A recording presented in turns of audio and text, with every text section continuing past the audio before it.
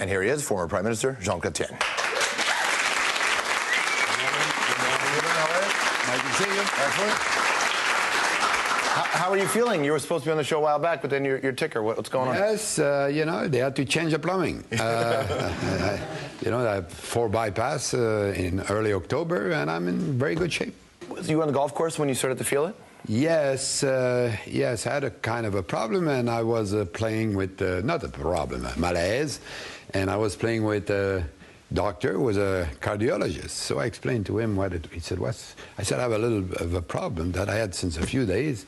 He said, perhaps you should come to get an examination at l'Institut Cardiologie de Montréal. So I went there the morning after, and they said, you will need surgery eventually. I said, why don't you do it right now? And they said, can we wait until tomorrow morning? I said, yes. And now I'm in very good shape. You didn't have to get in a waiting line like everybody else does? But I was very lucky because they were not very busy at that moment, and it was kind of an emergency. They said they prefer to do that before you have a heart attack than after. Right. So the heart is in good shape. So when they saw that the problem was coming, they considered that as an emergency, and in fact, they had a slot at the same time. Do you think much about, as you get older, about the fact that you're at that stage now where you're going to a hospital? Oh, someday I will go like anybody else. I know that, but there's no urgency. No, you're fine right now. You're on the road. You've got a new book, and I wondered, do former prime ministers have to write a book? Do you feel the need to tell your story? I wrote a book in 1985, straight from the heart, talking about my career, and it was updated in 1993. So, yes, it's probably good if you can write a book. And mine, I wrote it earlier because I didn't take notes, and I did not write my day. I had enough work, so I did not write what happened in the day. So everything is from memory. So it's better to do that when you still have it fresh in the mind. I was on Rick Mercer's show, you know, I grabbed him by the neck, yes, remember? And, which is incidentally not the first time you've done that. No. And I ran up the stairs, and and I've been giving a lot of interviews in English and in French. And last week, same time, I was on my way to Vancouver. So I've been in Vancouver, Calgary, Toronto, Ottawa, and What's it like touring the country as a former prime minister as opposed to a sitting prime minister? Well, it's easier.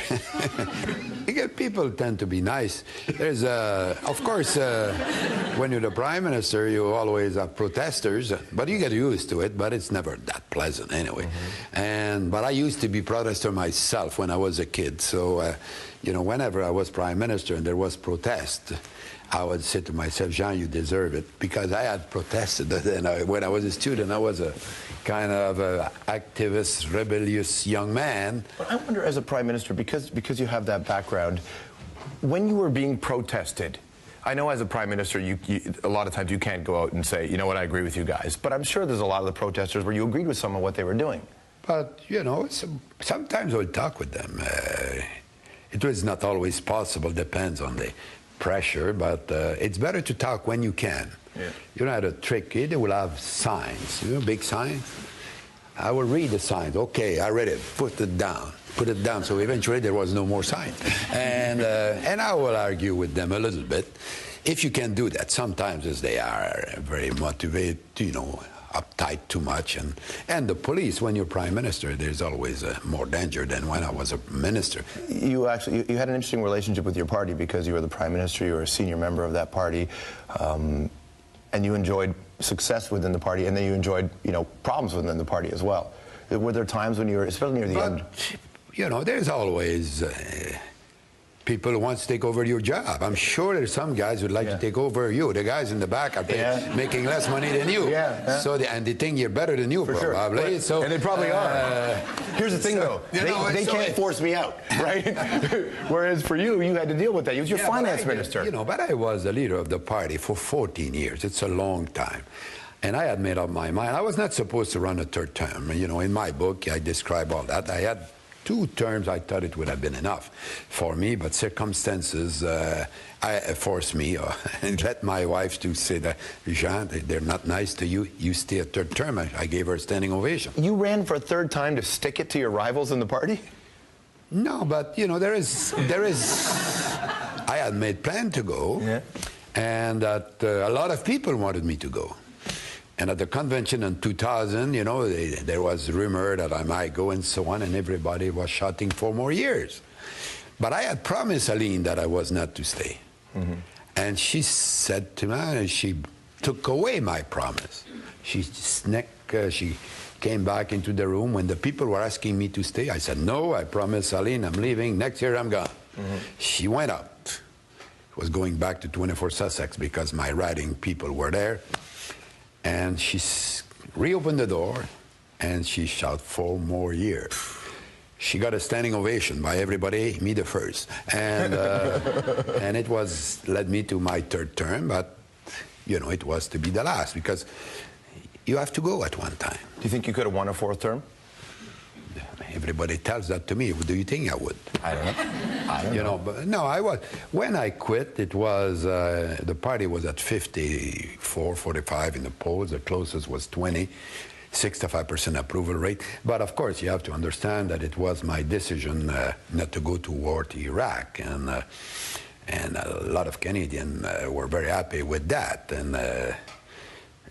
and we were right not to go, and everybody now think it was a great decision. Were we close? And I know we all remember that day when you stood up in question period. I remember everybody was gathered around the television set. It was one of those moments where they didn't know how you were going to go. We assumed it was no, but everybody watched with anticipation. Was there ever a chance that the Canadian Army was going to go into Iraq? Yes, it could have happened. I had discussed that with President Bush in Detroit in August 2002. And I said to him at that time, you know, if you have the support of the UN, we will go. But to get the support of the UN, you will need a better proof on weapon of mass destruction. What did he say to that? But he said that he was to go to the UN, but he failed. And some months after that, I met his chief of staff, Andrew Cards. And at a wedding in Ottawa, you know, the ambassador's daughter was marrying a hockey player for the Hurricane of somewhere in South, and not the Maple Leaf. And that, no, but a nice guy. And I was invited to the wedding, and so I said to him, oh, you're pretty mad at me, you guys. And he said, no. He said, you told us, you know, a long time. Our problem is we did not believe you. We thought that you were to find a way to be with us. But at least, Mr. Chretien, you did not double-cross us. Others, and I know who did that, promised to them, did not go. But at that time, it was tough because the business community were very nervous. They would say, oh, Mr. Chretien, if we say no, you know, they would retaliate against us. And one day I said to representation, I said, okay, give me the list of all the goods and all the services that the Americans are buying from us and they don't need. There was no list. Because business is business. And they still need our oil, they still need our gas, they still need our forests. Water. No, the water they need it, but we're not selling. Yeah. It's going to be a problem for future generation. In a way, the Americans are very envious of us because we have 20% of all the fresh water of the world in Canada. We're very lucky as a country. Well, the environment is a big issue here. And I know it's a big issue, and as you know, I signed Kyoto against the, again, you know. But we didn't enact it, though. I mean, Canada didn't live up to it. Could not enact it. I was not there, you know. I had almost a deal with the oil industry when I left. But my 2 successors decided not to proceed for implementation. But I'm not there. I think it's doable. Now, we lost 4 years, so to meet the targets that we had for 2012 will be impossible because we're in 2008, but we lost 4 years. We're in conversation with the former Prime Minister Jean Chretien, and in fact, we will actually come back and talk about his successors when more of our conversation continues on the hour. I'm not talking. That's right, everybody. Let me tell you about the plan for tomorrow. Perhaps you know the book Tuesdays with Maury. If not, you'll hear all you need to hear. It's been 4 years on the bestseller list, and it's been called the most successful memoir in history. The man who wrote it is Mitch Albom, and he'll be here to talk about Maury and his new book, For One More Day, Mitch Albom. Tomorrow on The Hour. We're back here on The Hour with former Prime Minister Jean Chretien, who's got a book, My Years as Prime Minister, with your wife there. Yeah, she's watching. Did she make you put that in the picture? No, it's a very good picture. You know, you can see that she was always there. We've been married 50 years in last September. That's a long time. It's hard to be a successful Prime Minister and a good husband.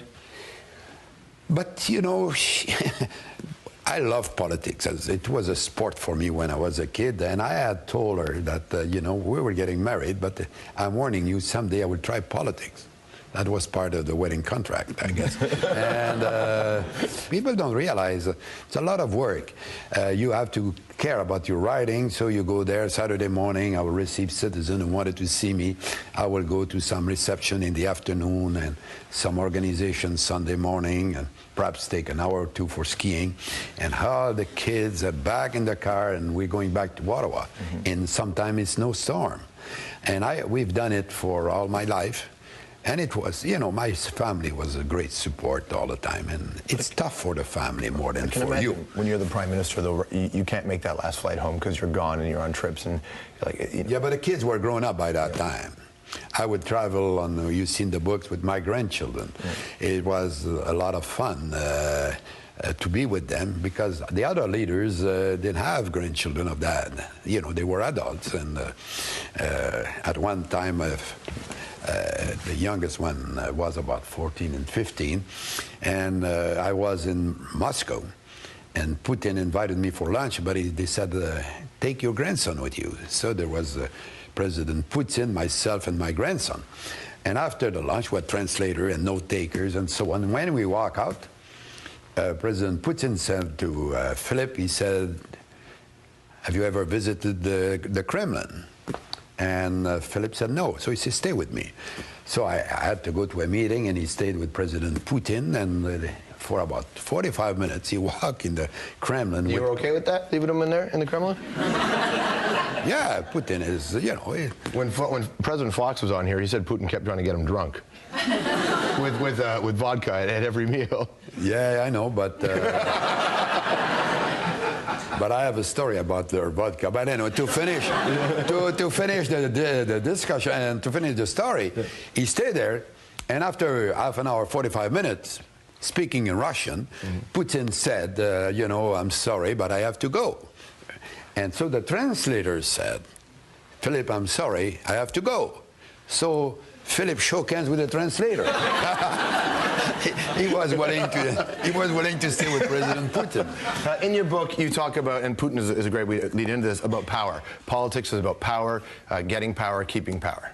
But yes, because you get elected. You know, the pleasure of politics is the challenge of politics, is how to survive in politics, to get elected. There's an election in every 3 or 4 or 5 years. You can always lose. After that, you're elected, so you're a bunch of MPs. Everybody wants to be a cabinet minister. So there's a lot of competition to become cabinet minister. So you survive it again, and eventually you become the leader, like happened to me, but it took me 30 years to become the leader. You've had a lot of great successes, but do you have any regrets about your time, and did the way it No, on the contrary, I'm very happy with everything happened. I was very happy to make my third term. It was probably my best one, because I was kind of liberated.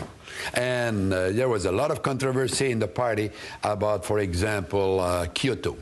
Those who were candidates were a bit afraid that the oil people will not help them if they are too much for that.